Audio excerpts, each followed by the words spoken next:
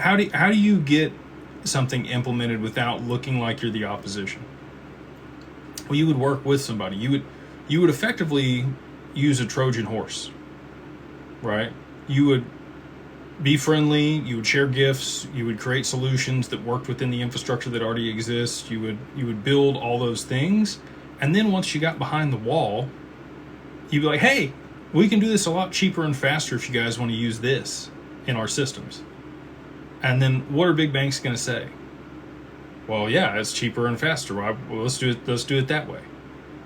That's effectively what Ripple's doing and what they're going to accomplish. At this point, it's not even a, can they get it done or a question. It is a when do they turn it on?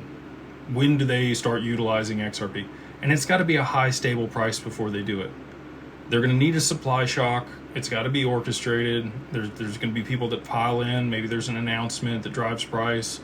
There's going to be limited amounts on the exchanges, and there's going to be more volume and demand than is going to be supply available, and it's going to push the price to where it needs to be, and then they're going to start using it to be able to settle transactions.